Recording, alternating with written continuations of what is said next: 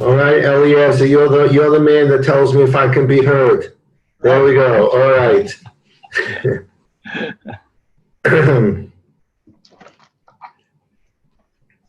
Good morning, everyone. We're in the middle of Avodas Yom Kippur. As we mentioned last week, today is a very auspicious day, as every day is, but today we have a historical connotation to it. Megillas Esther.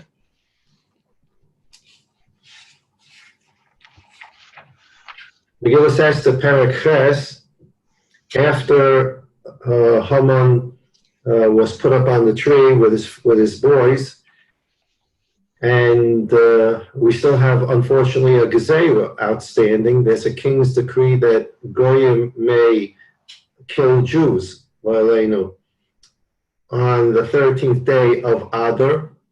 That would be coming up. Esther and Mordechai pleaded with the king to rescind his gezerah, and he said that's just not the way things are done in the kingdom. Kings don't sign gezerahs and rescind them. And God forbid it could look like the king is retracting something, and kings don't make mistakes. And so he writes another gezerah, and the gezerah is, or a permission slip, that Jews can defend themselves.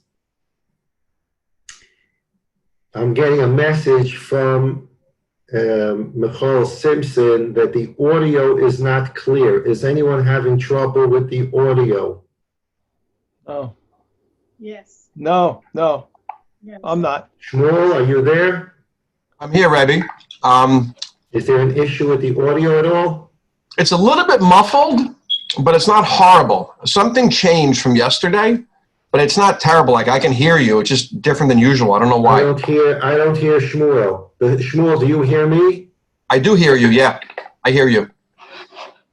Eliezer, do you hear me? I hear you fine. No problem here. Yeah, I hear you fine too, Rob. It is muffled. It's not coming in so clearly. What? Joseph Simons advises that his audio is okay. Shmuel, is your audio okay? Yeah, okay. Ours is okay also.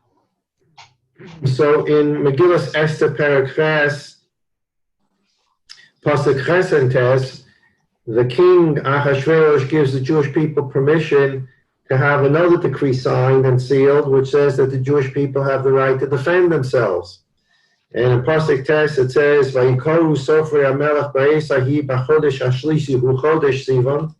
The scribes of the king were called together in the third month, which is Sivan, b'shlosh v'esrim bo, on the 23rd day of Sivan, which is today. Vayikosev kol asher tziva Mordechai Yehudim v'lachaj dapenim v'alpachos, etc. And it was written down everything that Mordechai commanded them to write down. So today is the day that is the next part of the Purim story, where the Klal Yisrael got permission from Achashverosh to defend themselves on the 13th day of Adar that would be upcoming in that time. So we're in a Purim kind of environment, so to speak, today. It's a part of the sequence of events of Purim, and we're studying the Avodah of the Kohen Gadol on Yom Kippur. As we mentioned last week, the Tikkun Zohar says Yom HaKippurim, Yom Kippurim. Yom Kippur is like Purim, and as the Mefarshim tell us, when you compare two things, you say A is like B. That means B sort of sets the standard, and you're saying A is like B. B is the standard setter.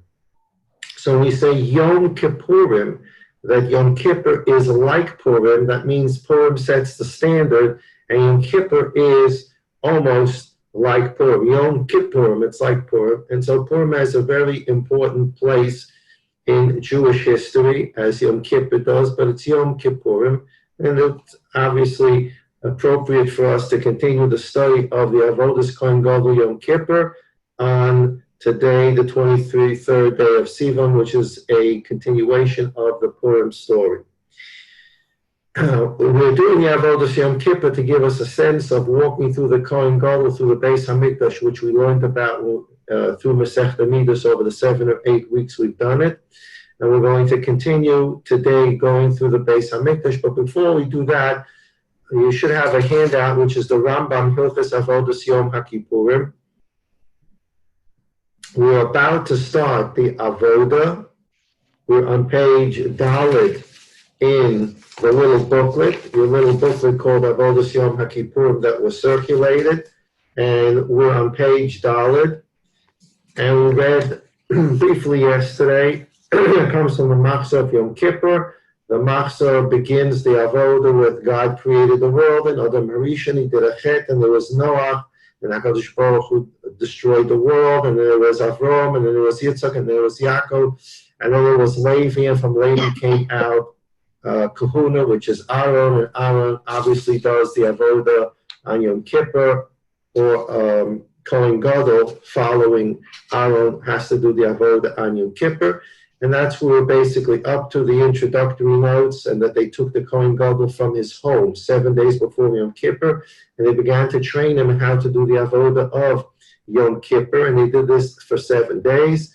And at the end of the 7-day period, they made him take an oath that he wouldn't change the Avodas Yom Kippur. He would do it exactly as he was taught, and that was because of the Tzukim, who had their own ideas about how to do certain parts of the Avodas Yom Kippur. They did not believe in the Torah Sheba'al Peh. They did not believe in the transmission of the oral law, which explains the Torah Sheba'al, the written law. They went off and did certain things on their own. This was a specific problem in the second Beis HaMikdash, where there were Tzedukim. And they had their own ideas about doing these things, and so they made the Kohen Gadol take an oath that he wouldn't make any changes in Avodas Yom Kippur. And we asked the question yesterday, what does the oath make a difference if this is a person that doesn't believe in Torah Sheba'al Peh, doesn't believe in Torah Moshe, and he's going to change the Avodah on Yom Kippur if he promises that he will not do anything that he's not supposed to do? Why do we accept an oath of a Tzeduki? We said we'll leave the question for right now, and we know that we will come back to it. Let's take a look now at the Rambam before we go actually into the Avoda in the Machzor. Let's take a look at some basic halachas of the Kohen Gadol on Yom Kippur, and that should be a separate handout which was sent out, I believe, yesterday or early this morning. It's the Rambam, Perek Aleph, Hilchos Avodas Yom Kippurim, where you get an idea of how intense the Avoda was on Yom Kippur for the Kohen Gadol. So the Rambam says, Hilchos Avodas Yom Kippurim, Perek Rishon. And if you take a look, you're looking right here at this page, it says Hilchos Avodas Yom HaKippurim. Right underneath there, it says Mitzvahs Aseh Achas. And as I've explained many times, the Rambam, in his ingenuity, he took 14 books, the Yad HaChazaka. Yad stands for 14. Yud is 10, Dalet is for 14. The Yad HaChazaka, the Rambam used it poetically. God took us out of Mitzrayim, b'Yad Chazaka, with a powerful hand. So the Rambam called his halacha sefer Yad HaChazaka, 14 books, and they're broken into 14 subjects. The Rambam is going to explain in his Yad HaChazaka how to do all 613 mitzvahs. The Rambam wrote much more broadly than, for example, the Shulchan Aruch. If you go to Shulchan Aruch, you're not going to find Hilchos Korbanos. If you go to Shulchan Aruch, you're not going to find the halachas of how to build the Beis HaMikdash. If you go to Shulchan Aruch, you're not going to find any of these kind of halachas, the halachas of a Kohen Gadol. You're not going to find the halachas of Jewish kings, because the Beis Yosef was basically writing Shulchan Aruch for those halachas that were relevant Bisman Hazeh. The Rambam took the whole Torah and all 613 mitzvahs and wrote a halacha sefer. So therefore, every time the Rambam opens up a new topic, he'll tell you before the topic how many of the 613 mitzvahs are involved in this topic. So at Hilchos Avodas Yom Kippurim, underneath it, he says the whole avoda of the Kohen Gadol over the whole Yom Kippur is one mitzvah. And that's the mitzvah to do the avoda of Yom Kippur.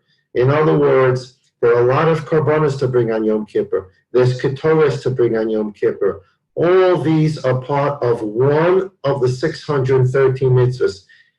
Bringing the ketores, bringing the bull of the Kohen Gadol, the soil azazel, the incense. These are not separate mitzvahs of the 613 mitzvahs.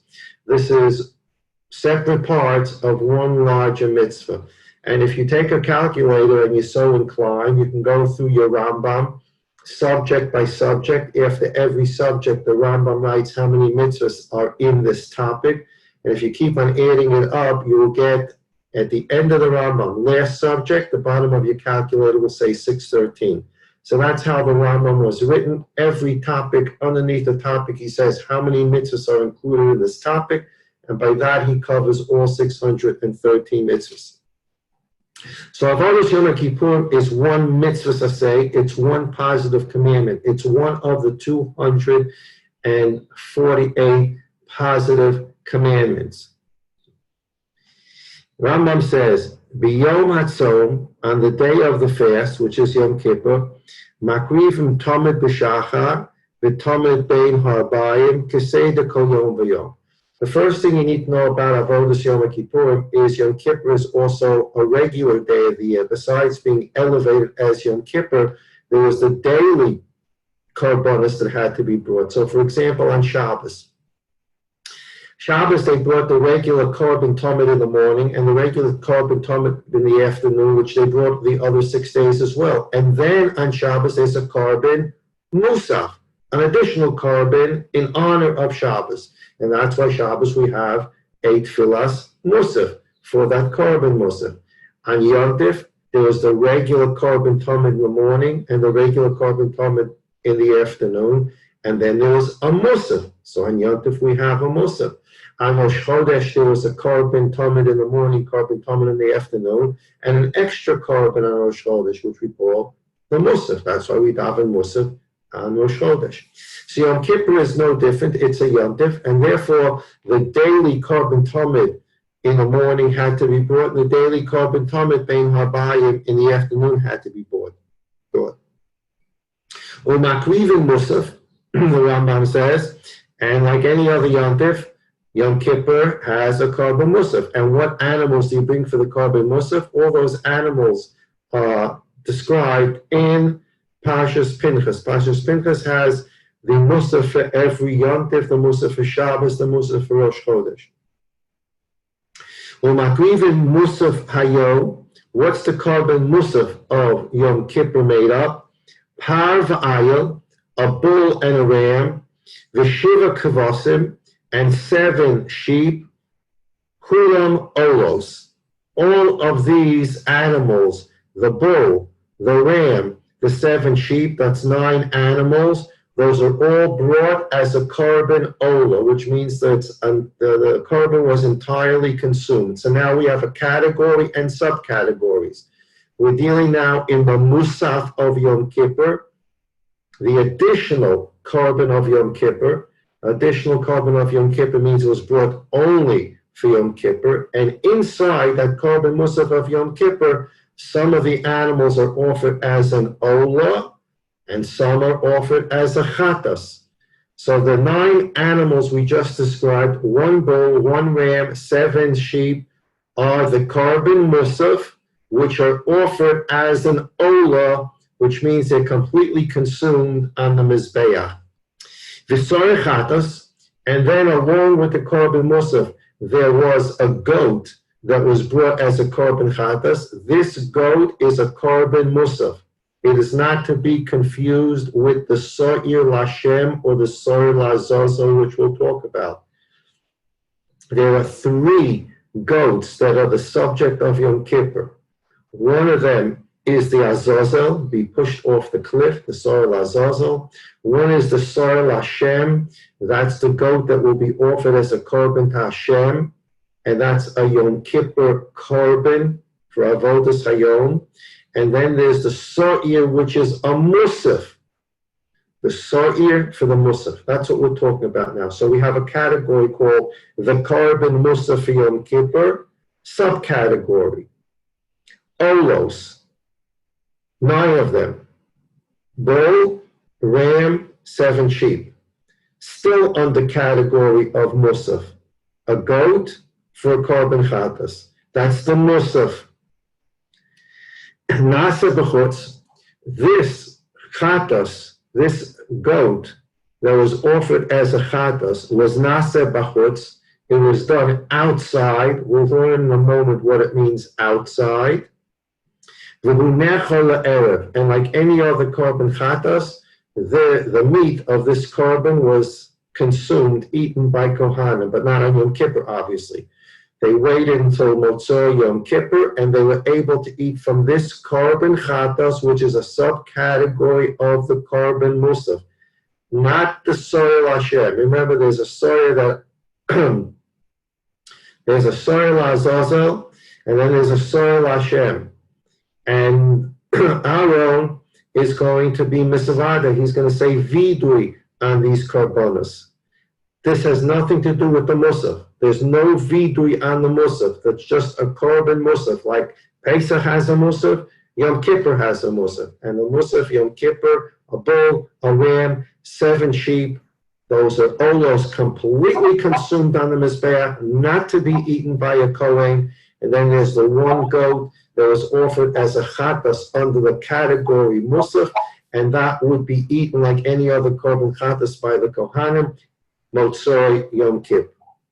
V'od makrivin yesrael musaf zeh, and on top of the 10 animals we just described for a musaf, right? 1 bull, 1 ram, 7 sheep, 9 for ola, 1 sa'ir for a chatas, that's 10. Besides the 10 that were offered from musaf, then there's a par ben boka lechatas.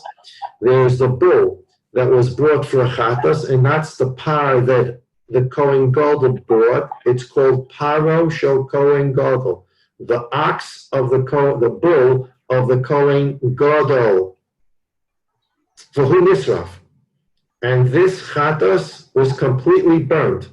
No one ate from it. So whereas the chatas, which went under, the chatas that was a goat, that was under the category musaf, the meat was to be eaten by the kohanim after Yom Kippur. This bull was the bull of the chatas of Aaron, and it was burned completely, not eaten at all, even after Yom Kippur. So let's not get them confused. We have the goat chatas that falls under musaf, and that would be eaten motzei Yom Kippur by kohanim. Then we have the bull chatas, which is part of the Yom Kippur Avodas Hayom, and that was burned completely on Yom Kippur, not consumed by anybody, and that's the par of the Kohen Gadol. That gives us so far 11 korbanos. We had, well, it actually gives us more. We had the tamid, the daily tamid in the morning, the daily tamid in the afternoon. That's 2. We had the 10 korbanos that are musaf. That's 12. We just described a bull. That's 13. We're going to get to this calculation in a moment. The ayala ola. And then there was a ram that was brought for an ola, ushneim mishal Kohen Gadol. The bull for the Kohen Gadol, chatas, and the ram, which was an ola. So these are different korbanos. Both are brought by the Kohen Gadol. One is brought as an ola, which means it's completely consumed on the mizbeach. One is brought as a chatas, and it was also completely burnt, but not on the mizbeach. The way you sprinkle the blood of an ola is different than the way you sprinkle the blood of a chatas. So we have the tamid daily offering morning, daily tamid offering in the afternoon. Then we have the korban musaf, 1 bull, 1 ram, 7 sheep, 1 goat for a korban chatas under musaf. Now we go to the Kohen Gadol. He has a bull for his korban chatas completely burnt, and he has an ayil, a ram that's brought as an ola. The ayil haba mishel tzibur ha'omer b'pashas achrei mos hu ha'ayil ha'omer b'chumash ha'pekudim. This is a machlokes, and this is in the Gemara, and this is how the Rambam paskins. The Torah in Parshas Acharei Mos, which is where the Avodah Yom Kippur is mentioned. I should have mentioned that earlier. The Parsha of Avodas Kohen Gadol on Yom Kippur is Parshas Acharei Mos. And there the Torah talks about an ayil, la'ola. An ayil is to be brought for an ola. And then in Chumash HaPekudim, that's the old name, the old time name for Chumash Bamidbar. We call it Bamidbar. In more older days, they used to call it Chumash HaPekudim, the book of counting, because Bamidbar begins with counting the Jews, and then the Jews are counted again in Parshas Pinchas. So we call the Chumash Bamidbar Chumash HaPekudim. And as I mentioned earlier, in Parshas Pinchas, there are all the Karbonos Musaf. So there is a question that arises with this, the ram. There's a ram described in Acharei Mos as an Ola, and there's a ram described in Parshas Pinchas as an Ola. Are these two separate Olos, or are they the same? It's a machlokas in the Gemara whether you have to bring two rams, or is the one in Bamidbar Pinchas the same as the one in Emor? Parshas Acharei Mos. And the Rambam paskins that they are one and the same, so that there are no two rams, it's one ram. So where are we up to? We have the Talmud in the morning, the Talmud in the afternoon, 10 karbonis for a musaf, the bull of the Kohen Gadol, the ayil of the Kohen Gadol. There is only one ayil. And then we continue in the Rambam on to the next page, the Chlal HaMusaf. And this is called the ram of the nation. You still need two more goats that are brought on behalf of Klal Yisrael. One became a chatas, and that's the chatas that's completely burnt. No Kohen eats from it. And the second is the goat that will be sent out off the cliff. Nimtzu, the Rambam says, therefore, if you counted properly, the Rambam says, I just described to you 15 animals that had to be brought as korbanos on that day. That's a busy day. That is a very busy day for one Kohen to bring 15 korbanos, and all the other work that the Kohen Gadol had to do that day was responsible for 15 different korbanos going on at different times.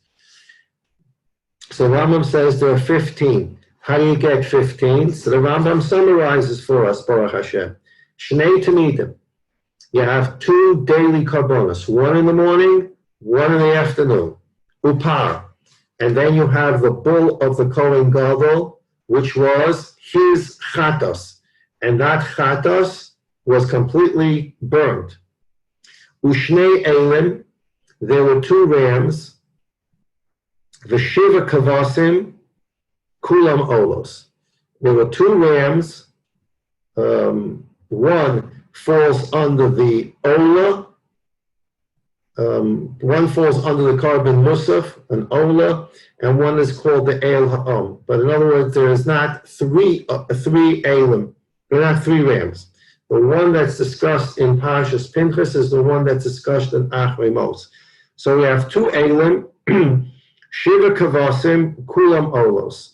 2 Elim, 7 sheep, those are all Olos. Ushnei Seirim Chatas. There are 2 goats that are offered as a Chatas. Echad Nasa Bachutz V'nechol La'erev. One is sacrificed outside, so to speak. It's called a Sorah Chutz. And that is like any other Korban Chatas, which Motzei Yom Kippur, the Kohanim would eat the meat. And the second sa'ir was one that we call an inside sa'ir. Inside meaning inside the heichal. We'll see what that means in a moment. V'nisraf.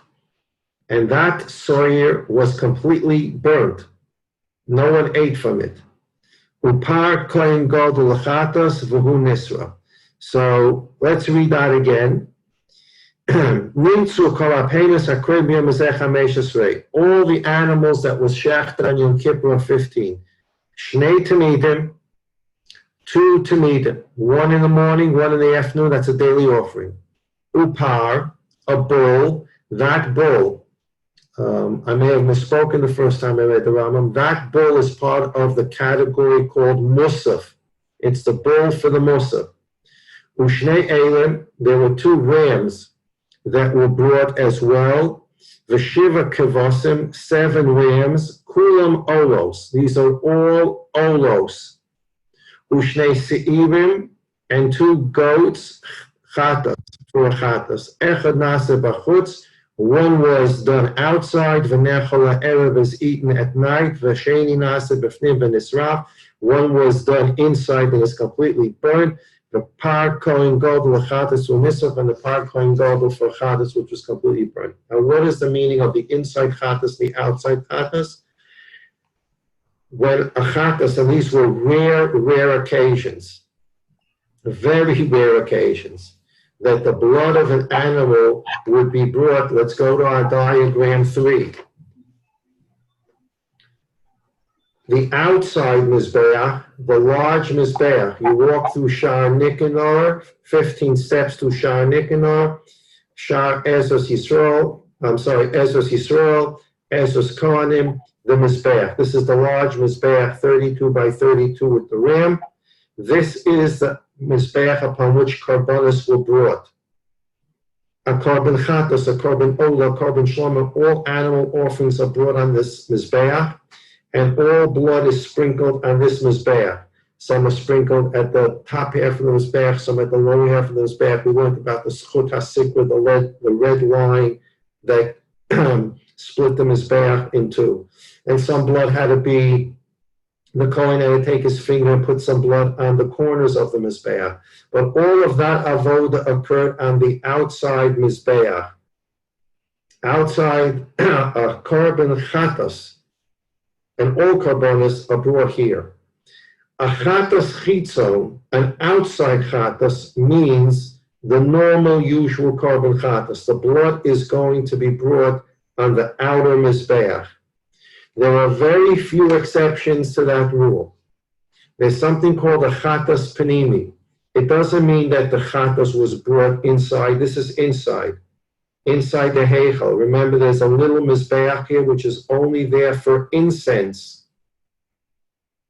That's all it's there for. But under rare exceptions, blood, not the animal. The animal is always on this mizbeach, the outer mizbeach, and the blood is always on the outer mizbeach. There are some exceptions, rare exceptions, where the animal is put on this mizbeach, and the blood is sprinkled, some of the blood is sprinkled on the Mizbeach HaKtoros inside. So a chatas chitzon means the blood is sprinkled on the outside Mizbeach, which is your regular carbon chatas. With rare exception, there's a carbon chatas, which part of the blood is put on the Mizbeach HaPnimi, the inside Mizbeach of the incense. One of those exceptions is in the Avodah Yom Kippur. Blood was brought and sprinkled on this inside Mizbeach, which we'll see as we go through the Avodas Hayom in the Mizbeach. That is the difference. Now, there's a halacha that any korban where the Torah says blood should be sprinkled inside the Mizbeach HaPnimi, such a korban is nisraf. A korban chatas, whose blood, according to the Torah, has to be brought on the inside Mizbeach HaKtoros. That is a korban chatas that needs to be completely burnt. The Kohanim may not eat any portion of it. So the regular korban chatas that is brought on the outside Mizbeach, and the blood is poured on the outside Mizbeach or sprinkled on the outside Mizbeach, the Kohanim can eat from the meat of that korban chatas, and it's kodshe kadoshim. It's the highest level of korban, kodshe kadoshim. Whereas if the Torah says sacrifice the animal on the outer mizbeach and bring part of the blood on the mizbeach haktoros, That's a chatas panimi. It's an inside chatas. The animal must be completely burned. It cannot, no part of that animal is eaten by Kohanim.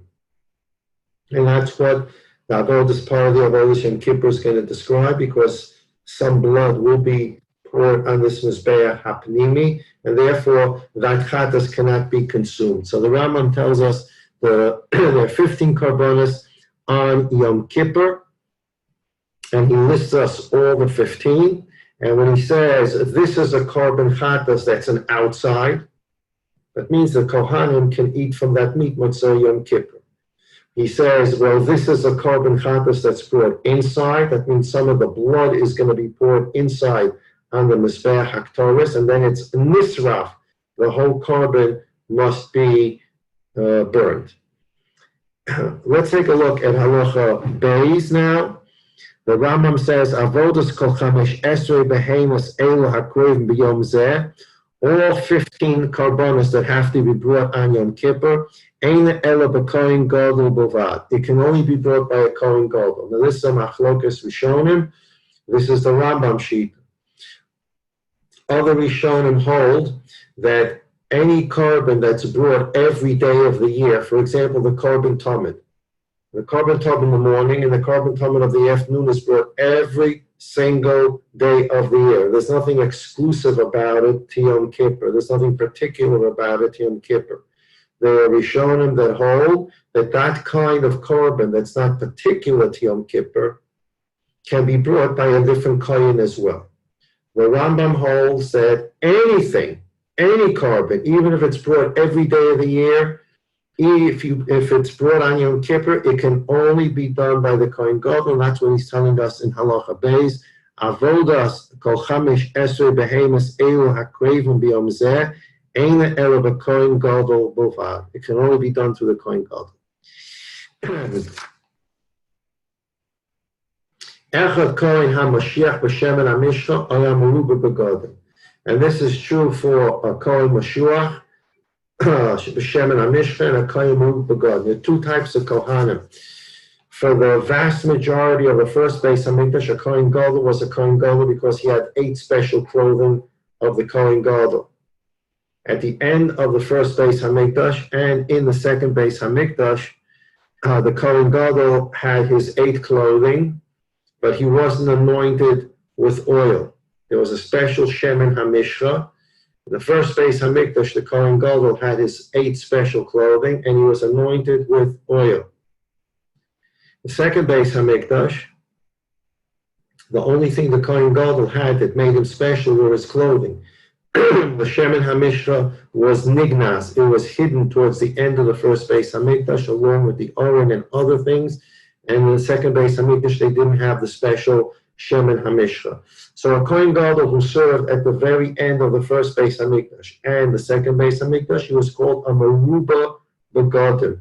He had this special extra clothing, but he didn't have the elevated status of a Mashuach b'Shemen HaMishcha. He wasn't anointed. But nevertheless, for purposes of Yom Kippur, as long as he had the 8 begadim that made him the Kohen Gadol, even if he wasn't Mashuach b'Shemen HaMishcha, he had not been anointed, he can do the avoda on Yom Kippur. So the Rambam again says, Avodas kol chamesh esrei behemoths elu hakrovim b'yom zeh eina ela b'Kohen Gadol bovad echad Kohen HaMashiach b'Shemen HaMishcha o hameruba b'Gadol. This is true whether he's anointed and therefore he became the Kohen Gadol, or he became the Kohen Gadol simply because he was given the 8 begadim.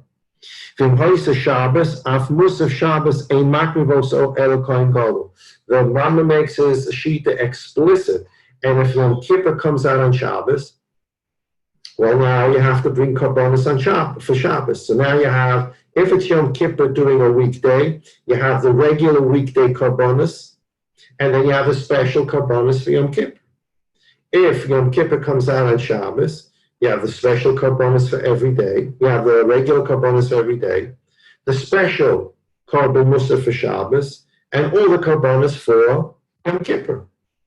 If Yom Tov comes out on Shabbos, you have the korban tamid of the morning, the korban tamid of the afternoon, special karbonis for Yontif and karbonis for Shabbos. So Yom Kippur is Yontif. So if Shabbos is on Yom Kippur, you have the karbonis for every day, the karbonis for Shabbos, and the karbonis for Yom Kippur. And that carbon, the Rambam says, of Shabbos also has to be brought by the Kohen Gadol. V'chein shar avoda shel yom zeh, any avoda in the Beis Hamikdash on Yom Kippur has to be done by the Kohen Gadol. Kagon haktoris shel kol yom. There's ketoris, besides the special incense that's brought into the Kodesh Kadoshim for Yom Kippur, there's incense that's brought every day. That incense also is brought on Yom Kippur. Besides the incense that's brought into the Kodesh Kadoshim for Yom Kippur, there's the daily Haktoris, Makdik Toris, and that the Kohen Gadol also has to do. And every day, the menorah had to be cleaned out from the wicks of the day before, and oil had to be added, and the menorah had to be lit, and that day the Kohen Gadol did it as well. Hakol osri b'Kohen Gadol nosri. All this had to be done by a Kohen Gadol who was married. The Kohen Gadol had to be married. We learn out of a pasuk that the Kohen Gadol had to be married, certainly to do the avoda of Yom Kippur.